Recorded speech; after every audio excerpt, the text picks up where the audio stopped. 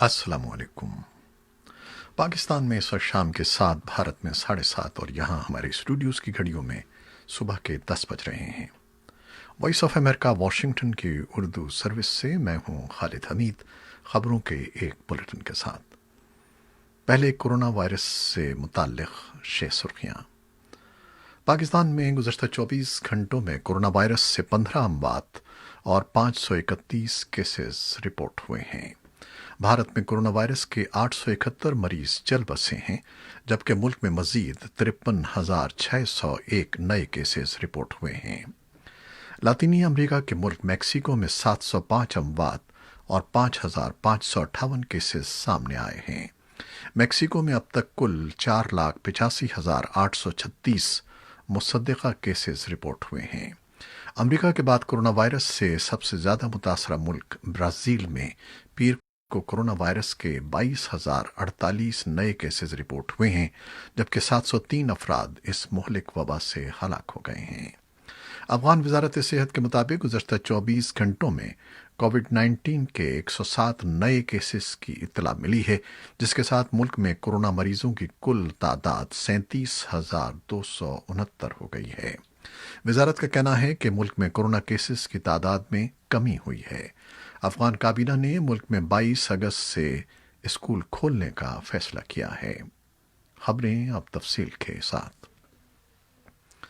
दोहा में तालिबान के तर्जुमान सुहेल शाहीन ने कहा है कि अफगान हुकूमत की जानिब से आखिरी 400 कैदियों की रिहाई के बाद तालिबान एक हफ्ते के अंदर अमन बातचीत में शिरकत के लिए तैयार हैं। वॉइस ऑफ अमेरिका से बात करते हुए तर्जमान का कहना था कि ऐसा कैदियों की रिहाई के अगले रोज़ भी हो सकता है। उधर अफगान हुकूमत के एक एहलकार ने वॉइस ऑफ अमेरिका से बात करते हुए बताया है कि बैनुल अफ़गान मुज़ाकरात का पहला इजलास 16 अगस्त को दोहा में होगा।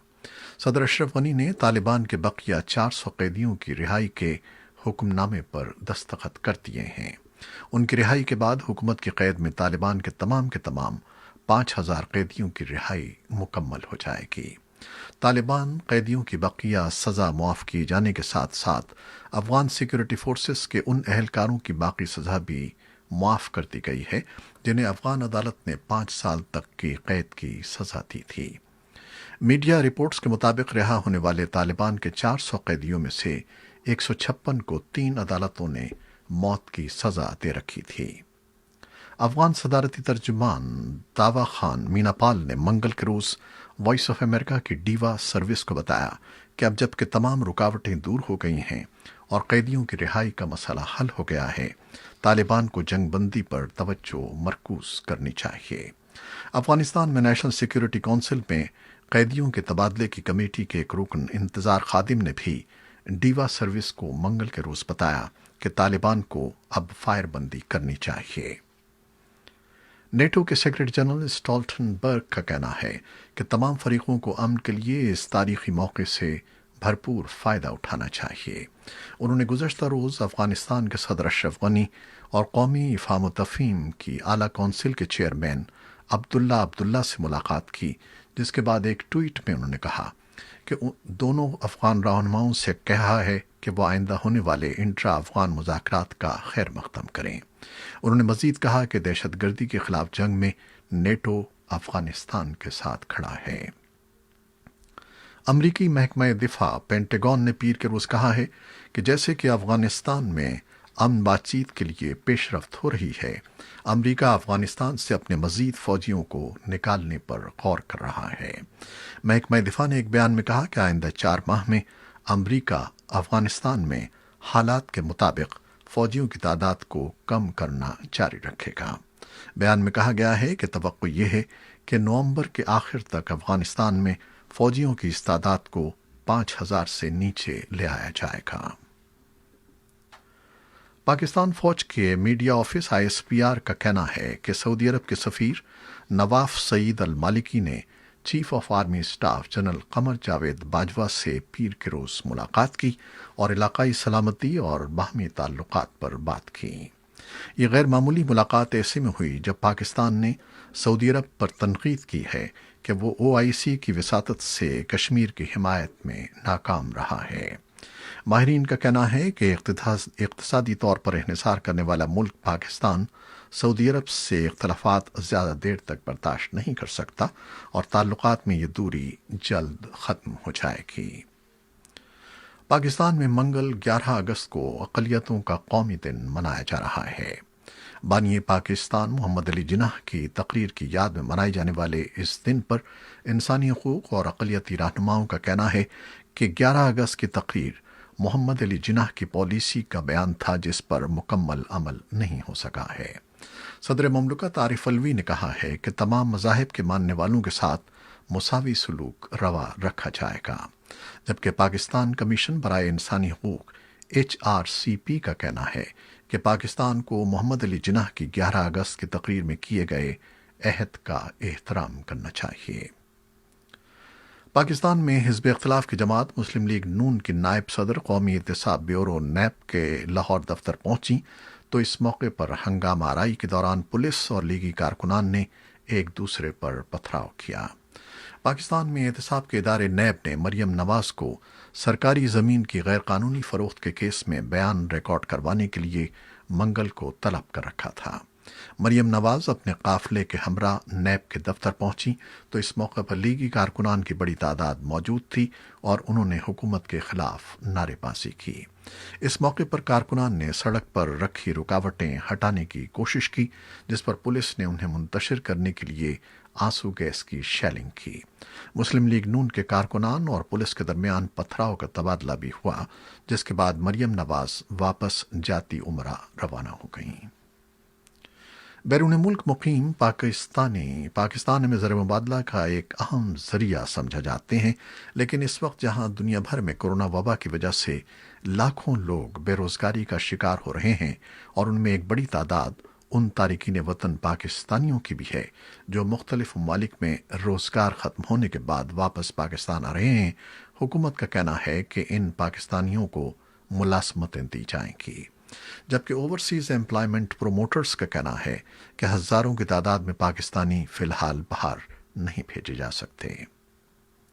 سپریم کورٹ آف پاکستان نے حکم دیا ہے کہ آئندہ کراچی میں کرنٹ لگنے سے ہلاکت پر بجلی فراہم کرنے والے نجی ادارے کے الیکٹرک کے اعلیٰ افسران بشمول چیف ایگزیکٹو آفیسر کے خلاف مقدمہ درج کیا جائے۔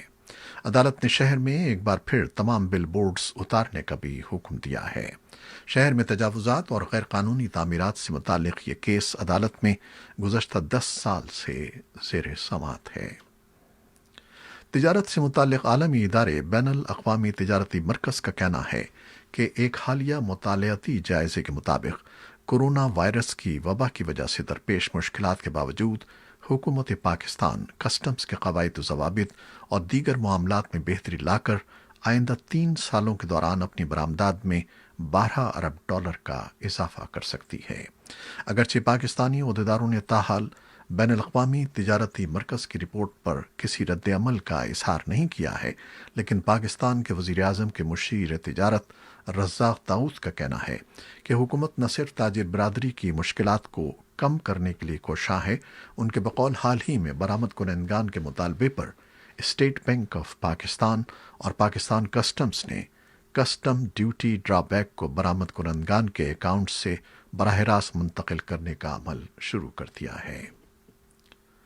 خیبر پختونخوا حکومت نے پشاور میں پچھلے 3 سالوں سے زیر تعمیر بس منصوبے کی تکمیل کا اعلان کرتے ہوئے آئندہ جمعرات کو وزیر اعظم عمران خان کے ہاتھوں اس کا افتتاح کرنے کی توقع ظاہر کی ہے۔ لگ بھگ 67 ارب روپے کی لاگت سے مکمل ہونے والے اس منصوبے کے تحت 220 بسیں چلائی جائیں گی۔ 29 کلومیٹر پر محیط اس بس منصوبے میں 33 اسٹیشنز ہوں گے اور اس سے حکام کے بقول روزانہ 3,60,000 افراد استفادہ کریں گے۔ اس منصوبے کو اکتوبر سن 2017 میں باقاعدہ طور پر شروع کیا گیا تھا۔ بھارتی حکومت نے جموں اور کشمیر کے ایک ضلع میں 15 اگست کے بعد تجربے کے طور پر 4G انٹرنیٹ خدمات کی بحالی کا فیصلہ کیا ہے۔ یہ بات اس نے منگل کے روز سپریم کورٹ کو بتائی ہے، لیکن یہ بحالی بین الاقوامی سرحد یا کنٹرول لائن کے آس پاس کے علاقوں میں نہیں ہوگی، بلکہ جن علاقوں میں عسکریت پسندی کی سرگرمیاں کم ہیں وہاں 4G انٹرنیٹ خدمات بحال کی جائیں گی۔ حکومت 2 ماہ کے بعد صورتحال کا جائزہ لے گی اور پھر اگلا قدم اٹھائے گی۔ امریکہ کے وزیر خارجہ مائک پومپیو وسطی یورپ کے ایک ہفتے کا دورہ شروع کر رہے ہیں، جہاں منگل کے روز وہ چیک ریپبلک میں قیام کریں گے۔ وزیر خارجہ تھامس پیٹرک سے ملاقات بھی کریں گے اور ایک خطاب بھی کریں گے۔ 11 سے 15 اگست کے اس دورے میں پومپیو لوبلیانا، سلوینیا، ویانا اور وارسا بھی جائیں گے۔ امریکہ کے صدر ڈونلڈ ٹرمپ کو سیکرٹ سروس کے اہلکاروں نے پیر کو میڈیا بریفنگ کے دوران اچانک اس وقت محفوظ مقام پر منتقل کر دیا جب وائٹ ہاؤس کی عمارت کے قریب فائرنگ کا ایک واقعہ پیش آیا۔ صدر ٹرمپ چند منٹ بعد بریفنگ کے لیے واپس آ گئے اور صحافیوں سے مخاطب ہو کر کہا کہ باہر فائرنگ کا واقعہ پیش آیا ہے اور کسی شخص کو ہسپتال منتقل کیا گیا ہے۔ صدر ٹرمپ کا کہنا تھا کہ ایسا لگتا ہے کہ صورتحال مکمل طور پر کنٹرول میں ہے۔ لبنان کی حکومت نے منگل کے ہلاکت خیز اور تباہ کن دھماکے کے بعد پھوٹ پڑنے والے احتجاجی مظاہروں کے نتیجے میں استعفیٰ دے دیا ہے۔ اس بات کا اعلان لبنان کے وزیر اعظم نے پیر کی رات کو کیا۔ وزیر اعظم حسان دیاب نے ٹیلی ویژن پر نشر کی جانے والی اپنی تقریر میں کہا کہ میں اس حکومت کے مستعفی ہونے کا اعلان کرتا ہوں۔ حکومت کے مستعفی ہونے کا فیصلہ کئی وزیروں اور قانون سازوں کے استعفوں کے بعد ہوا ہے۔ ان کے استعفوں کے باوجود پوری حکومت کی برطرفی کے مطالبے جاری تھے اور اس دوران ہفتے اور اتوار کے بڑے پیمانے پر مظاہرے بھی ہوئے ہیں۔ دارالحکومت بیروت میں اتوار کو دوسرے روز بھی احتجاج کا سلسلہ جاری رہا۔ مظاہرین نے پارلیمنٹ ہاؤس جانے والی شاہراہ پر احتجاج کیا، جنہیں منتشر کرنے کے لیے پولیس نے آنسو گیس استعمال کی۔ گزشتہ ہفتے بیروت کی بندرگاہ پر ہونے والے طاقتور دھماکے میں اب تک 158 افراد کی ہلاکت کی تصدیق ہو چکی ہے، جبکہ 6000 سے زائد شہری زخمی ہیں۔ روس کے صدر ولادیمیر پوٹن نے کہا ہے کہ روس دنیا کا پہلا ملک ہے جہاں کووڈ-19 کی ویکسین کی رسمی منظوری دے دی گئی ہے۔ صدر پوٹن نے یہ اعلان منگل کے روز اپنی کابینہ کے وزراء سے ملاقات کے دوران کیا، جسے ٹیلی ویژن پر براہ راست دکھایا گیا۔ انہوں نے کہا کہ انہیں یہ بات معلوم ہے کہ یہ ویکسین انتہائی مؤثر ہے اور اس سے قوت مدافعت بہتر ہوتی ہے۔ انہوں نے بتایا کہ یہ ویکسین ماسکو کے گمالیہ انسٹی ٹیوٹ نے تیار کی ہے۔ روسی صدر نے کہا کہ تمام ضروری تجربات کے بعد یہ باور کر لیا گیا ہے کہ یہ ویکسین بالکل محفوظ ہے۔ انہوں نے کہا کہ ان کی بیٹی نے بھی ٹیسٹنگ کے ابتدائی مرحلے میں رضاکارانہ طور پر یہ ویکسین لی تھی۔ انہوں نے بتایا کہ ویکسین لینے کے بعد پہلے روز ان کی بیٹی کو ہلکا سا بخار ہوا تھا، تاہم دوسرے روز یہ بخار ختم ہو گیا۔ روسی حکام کا کہنا ہے کہ یہ ویکسین سب سے پہلے طبی عملے، اساتذہ اور خطرات کا شکار دیگر افراد کو دی جائے گی۔ ادھر چین کی بائیوٹیک کمپنی سائنو ویک نے اپنی تیار کردہ ویکسین کے انسانوں پر تجربات انڈونیشیا میں شروع کر دیے ہیں۔ کرونا ویک نامی اس ویکسین کی جانچ 1620 رضاکار مریضوں پر کی جائے گی۔ انڈونیشیا دنیا کا دوسرا ملک ہے جہاں کرونا ویک ویکسین کے تجربات کیے جا رہے ہیں۔ انڈونیشیا کا آتش فشاں پہاڑ سنابونگ پیر کو ایک بار پھر پھٹ پڑا اور اس کے دہانے سے نکلنے والا سیاہ دھواں، راکھ اور گرد و غبار 5 کلومیٹر کی بلندی تک پہنچ گیا۔ اس سے قبل ہفتے کے روز بھی سنابونگ پھٹا تھا، جس سے نکلنے والے دھوئیں نے آسمان کو سیاہ کر دیا تھا اور جزیرے سماٹرا پر زمین پر حد نگاہ نمایاں ہو گئی تھی۔ سماٹرا میں حکام نے لوگوں کو ہدایت کی ہے کہ وہ آتش فشاں سے 3 کلومیٹر دور رہیں۔ نیوزی لینڈ کرکٹ بورڈ کے چیف ایگزیکٹو ڈیوڈ وائٹ نے کہا ہے کہ پاکستان سمیت 4 ملکوں کے کرکٹ بورڈز نے دورہ نیوزی لینڈ کی تصدیق کی ہے۔